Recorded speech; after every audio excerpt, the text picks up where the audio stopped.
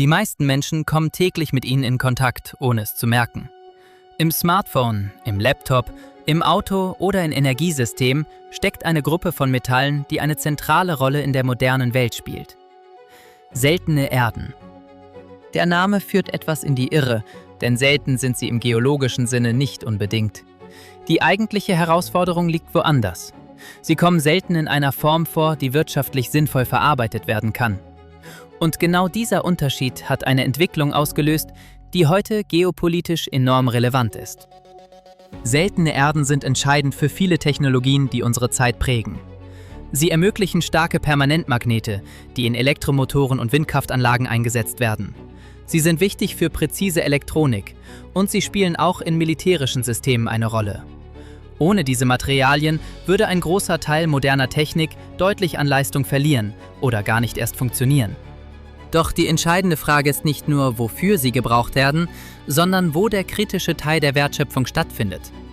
Ein großer Teil der globalen Verarbeitung konzentriert sich in China, insbesondere in industriellen Regionen wie Baotou in der inneren Mongolei. Dort ist über Jahrzehnte eine vollständige industrielle Kette entstanden, die vom Rohmaterial bis zum hochreinen Metall reicht. Andere Länder besitzen zwar Vorkommen oder fördern selbst Rohstoffe, doch die aufwendige Verarbeitung wurde lange Zeit ausgelagert oder vernachlässigt. Dadurch hat sich eine Struktur entwickelt, in der viele Staaten auf die Verarbeitung außerhalb ihrer eigenen Grenzen angewiesen sind. Diese Abhängigkeit wird besonders sichtbar, wenn politische oder wirtschaftliche Spannungen auftreten. In der Vergangenheit kam es bereits zu Situationen, in denen Exportregeln angepasst wurden, was zeitweise Auswirkungen auf globale Lieferketten hatte. Besonders betroffen waren Industrien, in denen schon kleine Engpässe große Folgen auslösen können, etwa in der Elektronik- und Automobilproduktion. Das zeigt, wie empfindlich moderne Lieferketten geworden sind, obwohl sie nach außen stabil wirken. Während früher vor allem fossile Energieträger wie Öl und Gas als strategisch entscheidend galten, hat sich die Bedeutung teilweise verschoben.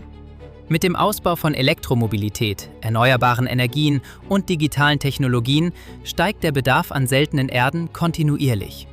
Gleichzeitig wächst die Abhängigkeit von wenigen Regionen, die in der Verarbeitung besonders stark sind. Viele Staaten haben begonnen, darauf zu reagieren. In Australien zählt das Lynas Rare Earths Projekt zu den wichtigsten Alternativen außerhalb Chinas. Dort wird nicht nur gefördert, sondern auch die Verarbeitung weiter ausgebaut, unter anderem in Malaysia und mit neuen Plänen für Standorte in den USA. In den Vereinigten Staaten spielt die Mountain Pass Mine in Kalifornien eine zentrale Rolle. Sie ist eine der wenigen großen Quellen im Westen und wird aktuell wieder stärker in industrielle Lieferketten eingebunden.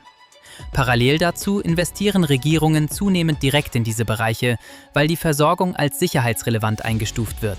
Auch Europa beginnt, diese Abhängigkeit strategischer zu betrachten. Mit dem europäischen Critical Raw Materials Act sollen Lieferketten diversifiziert und eigene Kapazitäten gestärkt werden.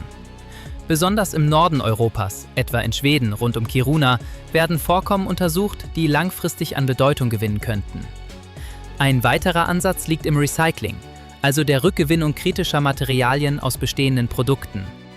Dieser Bereich steckt jedoch noch im Aufbau und kann die globale Nachfrage derzeit nur teilweise abdecken. Ein oft unterschätzter Faktor ist die geografische Ausweitung dieses Wettbewerbs. In Afrika, etwa in der Demokratischen Republik Kongo, spielen zwar nicht seltene Erden im engeren Sinn, aber andere kritische Rohstoffe wie Kobalt eine zentrale Rolle für Batterietechnologien. Diese Materialien sind eng mit der gleichen industriellen Entwicklung verbunden.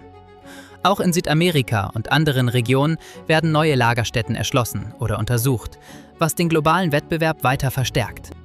Eine Region, die in diesem Zusammenhang immer wieder diskutiert wird, ist Grönland.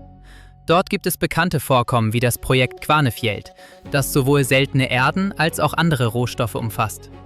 Politische und ökologische Faktoren haben jedoch bisher eine großflächige Entwicklung gebremst. Trotzdem bleibt die Region strategisch interessant, weil sie langfristig Teil globaler Rohstoffketten werden könnte. Wenn man all diese Entwicklungen zusammen betrachtet, entsteht kein klassischer Konflikt mit klaren Fronten, sondern ein langsamer struktureller Wandel. China hat früh eine vollständige industrielle Verarbeitung aufgebaut, während andere Regionen versuchen, diese Lücke nach und nach zu schließen. Zwischen diesen Systemen entsteht ein Wettbewerb, der sich nicht in einzelnen Ereignissen zeigt, sondern in langfristigen wirtschaftlichen Entscheidungen. Dieser Wettbewerb ist eng verbunden mit den großen technologischen Entwicklungen unserer Zeit. Elektromobilität, künstliche Intelligenz, erneuerbare Energien und moderne Verteidigungssysteme erhöhen die Nachfrage nach genau diesen Materialien gleichzeitig.